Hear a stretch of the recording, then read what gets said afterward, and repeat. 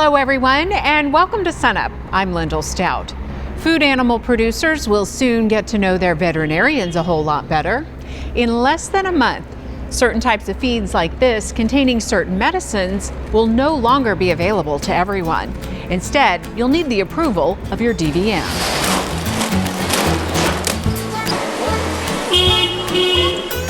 Feed stores like Stillwater Milling Company are making inventory adjustments to comply with the U.S. Food and Drug Administration's new Veterinary Feed Directive, or VFD. Being organized is important because there are some major requirements as far as record keeping, not only for our stores, but for veterinarians and for producers as well. On January 1st, 2017, buying certain feed and water-soluble products with antibiotics will require paperwork signed by licensed veterinarians. David White is a former FDA Chief Science Officer who coordinated research on antibiotic resistance. The FDA does not want to take antibiotics away to treat sick animals. White now leads agricultural research at the University of Tennessee, and we talked with him during a recent visit to Oklahoma State University. He says the new rules aim to curb blanket use of antibiotics. When you look at how those antimicrobials are used, there's no infectious disease being treated. It's for growth promotion or feed efficiency of the animal. So in a way, if you look at antimicrobial stewardship, they're not being used to treat disease. They're being used as something else. And in a way, unfortunately, you're having negative consequences of those uses in developing antimicrobial resistant bacteria that can contaminate meat, that can contaminate the environment, produce, subsequently transfer to humans. They become sick. When they're given an antibiotic, the antibiotic doesn't work because the bacteria are resistant to the antibiotic that was very similar to what was used in the food animal. The level of risk to humans is debatable, but scientists say it exists. There is plenty of science to show that antibiotic use in animals selects for bacteria, but it gets a little grayer as you start moving from contaminating meat to then causing an infection to then being treated with an antibiotic where you don't get better. We think in terms of human medically important antibiotic products, and those will be the ones that now require a VFD. Like any change, it will take time for veterinarians, feed stores, and producers to adapt. So a lot of it is, I think, it's stewardship on the farm. It's making sure the antibiotics are used to treat a defined illness, and you're using it for a defined dose of duration and dose. It's going to be okay, and the items that you're used to buying and you liked buying are still going to be available.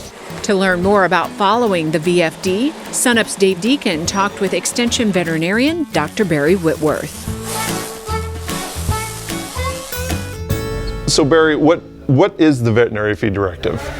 Well, the Veterinary Feed Directive is a category of drugs that was created by the FDA in 1996. For a long time, we only had one drug that was involved with that.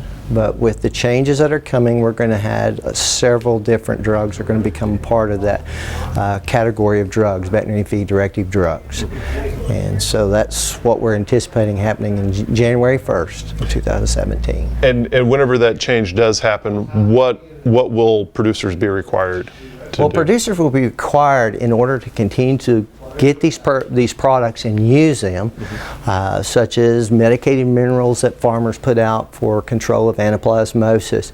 They're going to have to go to their veterinarian, and he's going to have to fill out what we call a Veterinary Feed Directive document or statement. There's certain things that are on that statement that the veterinarian has to basically make sure they're all, he has to make sure that he puts all that information down, and then that producer will take that and to his feed distributor, wherever he buys his feeds, and give that to them so that they can sell him that product he's been used to being used for several years. And much like a product like this, how will this bag change now? Well, what'll change is we've been used to just walking into the feed store and buying this product. This has got chlorotetracycline in it, which is a Veterinary Feed Directive drug, and which will become, I shouldn't say that, it's an over-the-counter drug today, but will become a Veterinary Feed Directive drug after January 1st. Now he's going to have to go to his veterinarian first before he goes to the feed store, so that he has that document that he's going to have to give to the feed store so that they can sell him this product so he can continue to use it.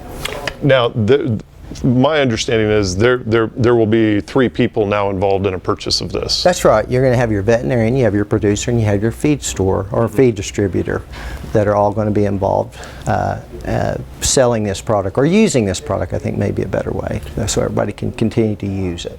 This will not only just impact cattle production, but other livestock. Oh, sure. Any of the animals that have used these products in the past, or any of these over-the-counter products, such as chlorotetracycline, things like lincomycin, Thailand. There's a whole bunch of these out there. Pig producers use them, poultry producers use them, even beef producers use these products, and they're going to have to get in touch with their veterinarian in order to continue to use these products in the future. In order for the veterinarian to be able to write these for the producer, he's going to have what we call that veterinary client-patient relationship. It's very basic, but in a sense he's got to make a medical judgment on these animals. The producer is going to follow what he tells him to do. He's going to have enough information to make a diagnosis, and then that veterinarian has to be available in case there's an adverse drug reaction or there's failure of therapy. That is the basic basis for him being able to write this for the producers. And all of this takes place January 1. That's right. January 1st, 2017 is when this will begin to be implemented. We know this is going to be a process. There's going to be a lot of hurdles. There's going to be many questions that come up. The FDA knows that. They're going to be mainly involved, as far as they're concerned. It's going to be an educational process initially for a while before they would ever start enforcing it from the standpoint of any type of fines or anything like that. Okay, thank you much, Dr. Whitworth.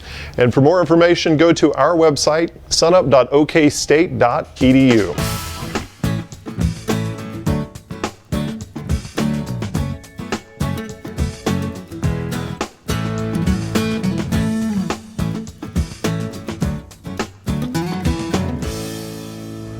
Thank you, Dave. To the wheat field now, and an update on some disease spotted around Oklahoma. Here's our Extension wheat pathologist, Bob Hunger. And this is Dr. David Marburger's variety demo plot.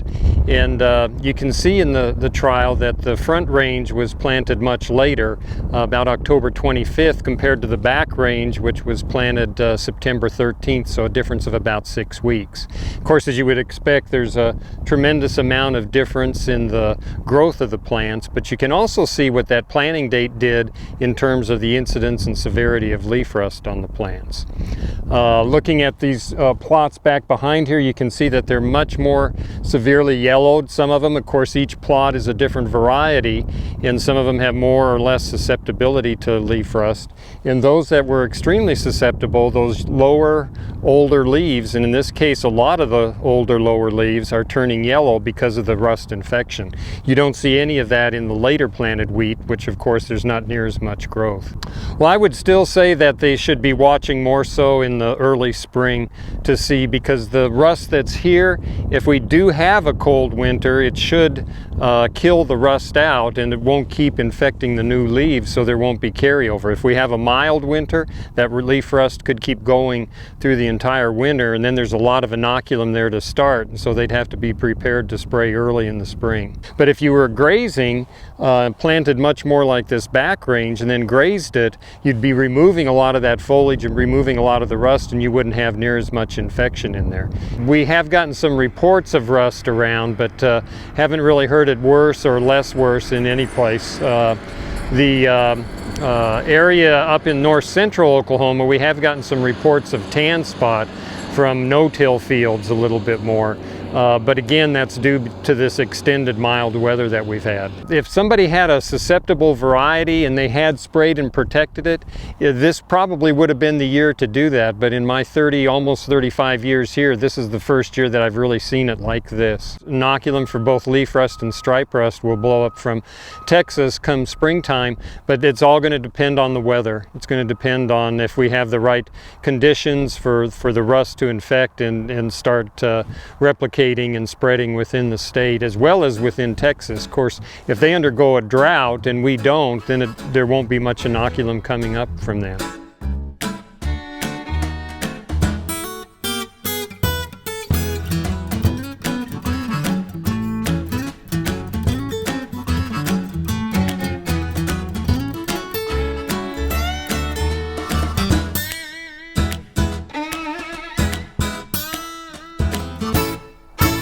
I know we're a couple of months away from the start of the spring calving season, but now is a good time to go through and check the equipment that we're going to use during the last part of January, February, and March, when those cows and heifers are going to be calving, and we may have to provide some assistance to some of those. On a nice day in December, I think is a good time to walk through our calving facilities and make sure that everything is ready to go. Make sure that the gates work according to what we're going to need. The chute is available, is cleaned out, is dry, and can be used in such a way that we won't cause some additional problems for those cows or heifers that are calving, and we're using that area. One of the things that always happens on a ranch operation is that the calving shed is often used in the off-season as a storage facility. That's where you might put the extra small equipment, grass seed, maybe some barbed wire or fence posts. Well, they're going to be in the way. Let's go ahead and move them to another spot so that we don't have to make that change in the middle of the night, in the middle of the winter, in a panic situation when that first heifer that we've noticed is struggling to have a calf, and we've got to bring her up and give her some assistance. We can do a lot of this ahead of time and save that particular kind of situation by just planning ahead. One more thought for those ranching operations in Oklahoma that have larger cow herds and larger land areas. You may want to consider learning about what's called the Sandhills calving system. This is a system that was devised to help reduce the incidence of calf diarrhea in those herds up in the Sandhills of Nebraska. It involves a number of different pastures and the availability of being able to move cattle from one pasture to the next during the calving season. You can learn more about the Sandhills calving system just by Googling it. You'll learn a lot about the details of how long they let the cows calve and then move some of them to another pasture. As far as getting ready for just the general operation of working with your cows and heifers this calving season, I'd encourage you to go to the SUNUP website. That's sunup.okstate.edu, and we've got a show link there for our bulletin on calving time management for beef cows and heifers. It's got a whole lot of information that'll be really helpful to you. Read it ahead of this calving season, and I think it'll help you save just a few more calves. Hey, we look forward to visiting with you again next week on SUNUP's Cow-Calf Corner.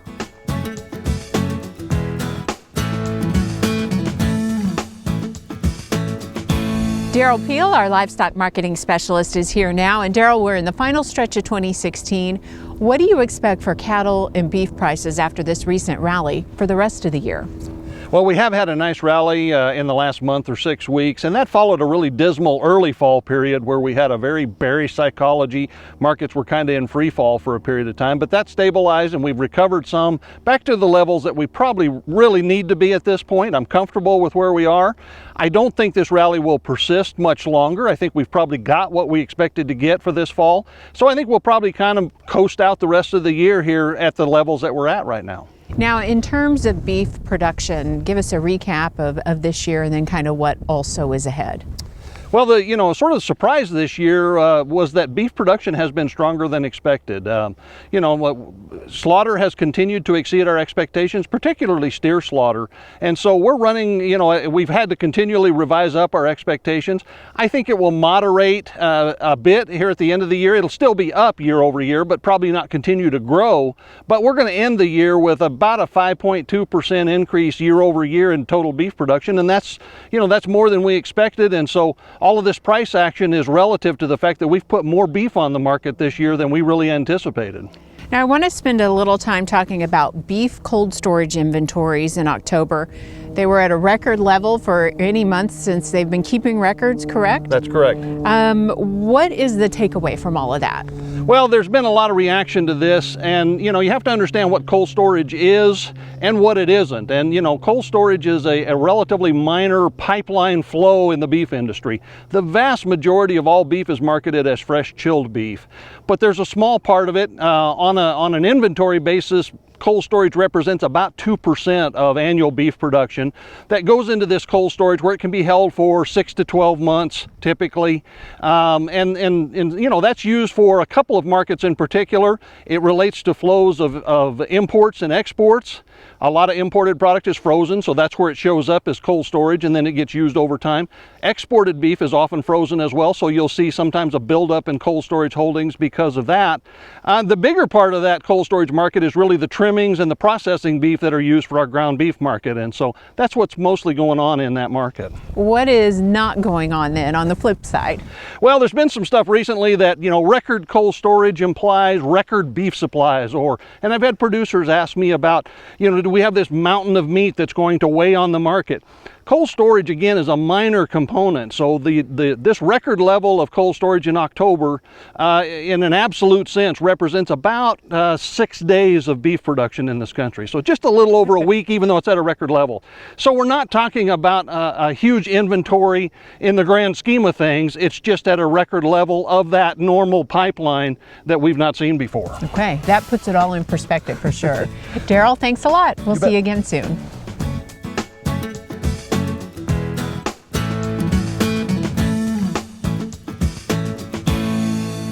So many times when we talk with Kim, he talks about what is needed for the good crop. Kim, what are we looking for in the 2017 crop? What we've got to have in 2017 is test weight and protein. What we've got in the bin now, we averaged 11.2 this past year.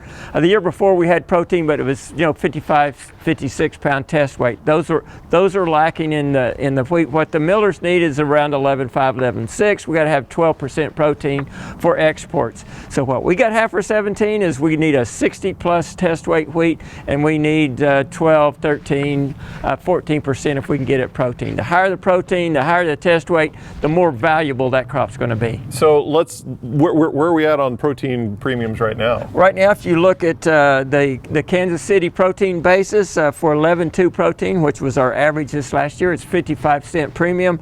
If you look at the 14% protein, which I've talked to a couple farmers this week that said they had 14 wheat.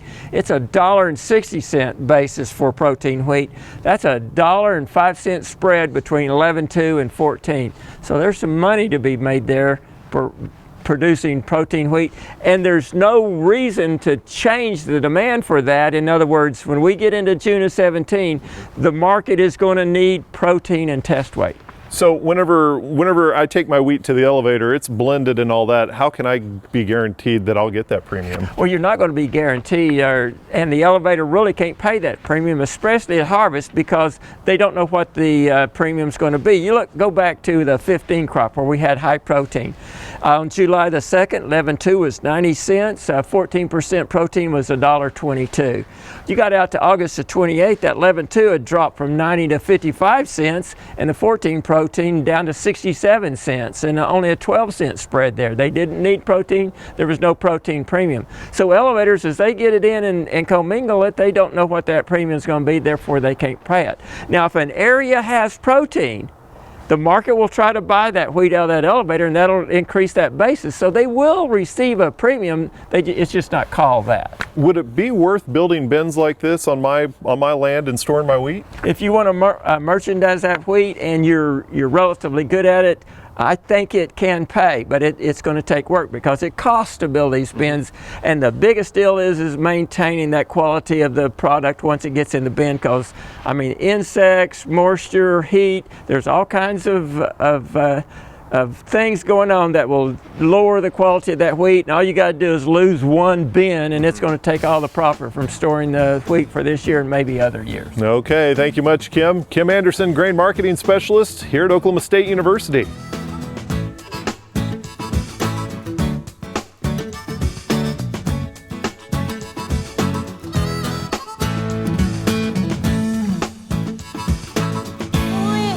initially look at the carcass, we want to rib the carcass between the 12th and 13th rib to expose the ribeye muscle. We are going to evaluate the carcass for maturity by looking in the thoracic vertebrae, the buttons on the ends of these spinous processes. Then we'll evaluate marbling in the ribeye to assess the quality grade. So for example, this carcass has about a small 20 marbling score, so low choice would be its quality grade. So a pretty simple process, just looking at maturity and marbling to determine quality grade. Then for yield grades, we want to measure different locations. We want to measure fat thickness opposite the ribeye. So we can do that in either tenths of an inches or in preliminary yield grade. So for example, this carcass has about 6/10 opposite the ribeye. Then we can look at the rest of the carcass here on the lower rib or round, loin, round, rib, chuck, etc. to make adjustments. So we might want to adjust this carcass a couple of tenths, so from like a 3.5 preliminary yield grade up to a 3.7 preliminary yield grade to get an idea of actual fat thickness of the entire carcass. So once we have our fat thickness, then we'll look and measure our ribeye size. So we can use this dot grid that is for every square on the grid with the little dot in the center is a 1/10 of a square inch. So we just lay that onto the ribeye and get a measurement. And this one, we count all the little dots there, and we get a 13.4 square inch ribeye for this ribeye size. We look at the hot carcass weight, which is 753 pounds for this animal. Well, so in the shortcut equation of USDA for yield grading, this animal would be required to have a 12.8 square inch ribeye. So it has a 13.4. And we know that for every inch deviation in ribeye size, we adjust the yield grade 3/10 of an inch. So this one has 6/10 bigger or larger ribeye size than is required in the equation for a 753 pound carcass. So we take a 12.8 minus 13.4 is 6/10, and then we multiply that by our 3/10 for the deviation size, and that would be minus 0.2. So we get an adjustment to our preliminary yield grade of minus 0.2 with ribeye. Then we also have to look at kidney, pelvic, and heart fat and make adjustments for that. So we just estimate the pounds of kpH in here and make adjustments based on a percentage of hot carcass weight. So a 753 pound carcass, if we said that it had 2% kidney, pelvic, and heart fat, would have approximately 16 pounds of kidney, pelvic, and heart fat, or 15 to 16 pounds. And that would result in a minus 0.3 adjustment to preliminary yield grade, because 3.5% is the base in the equation, so no adjustment. Every 0.5 percentage change in kpH, we adjust a 1/10.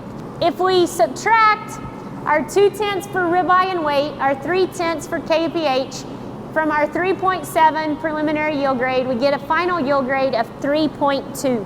So this carcass is considered a low choice yield grade 3.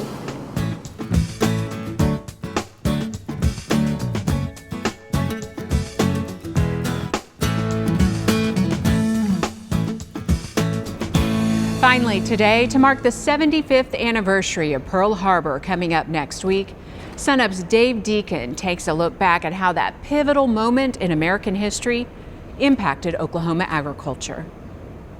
Well, December 6th, Oklahomans got up on that Saturday, and the world had been changing slowly. Farmers had been suffering for almost 20 years at that point, low prices in the 20s. Drought in the 1930s, the Great Depression, and there were some signs that the economy was picking up. There was this isolationist feeling throughout the country. December 7th, 1941, the Japanese bombed Pearl Harbor. The next day, Roosevelt appears before Congress. We declare war. Suddenly, isolationist, anti-war sentiment with the rumblings of an economic recovery December 7th, turning point to something brand new. We are at war. Young men and women from all over the country answered their nation's call, parking their plows and leaving dirt roads like this one in Noble County to go where their country needed them, even though it was thousands of miles away. Much like Marvin Jairus' older brother, Eugene. I had an older brother, which was 18 years older than I. He was in the Ground Crew Air Force when he went over in the Philippines, and he said they also done a lot of course, done maintenance, all kind of maintenance on airplanes. Farmers are being asked to produce more. The labor supply is going down because these kids are going into the armed services. They're leaving rural Oklahoma. The family moved to town by the time the war started, but they kept the farm that their family built from the ground up, and it kept producing. We grew cotton at that time. Dad had hogs out there, pear trees, apple trees, cherry tree, and that was my favorite. Dad always made a good living on it. And in fact, in probably 42, we had a victory garden in town. The Jairus family did their part and a little more for the community, while keeping their soldier in their heart and in the back of their mind. When the news had come on at home, we'd always listen to the war news every night. And, well, you had to be quiet. It was understood that nobody said a word as long as they was giving you war news, you know, on the radio.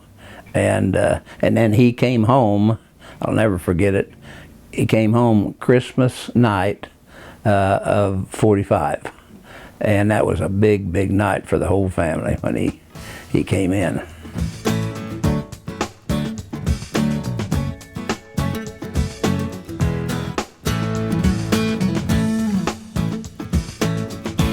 That'll do it for us this week. Remember, you can find us anytime online at sunup.okstate.edu and also follow us on YouTube and social media. I'm Lyndall Stout. Have a great week, everyone, and we'll see you next time at SUNUP.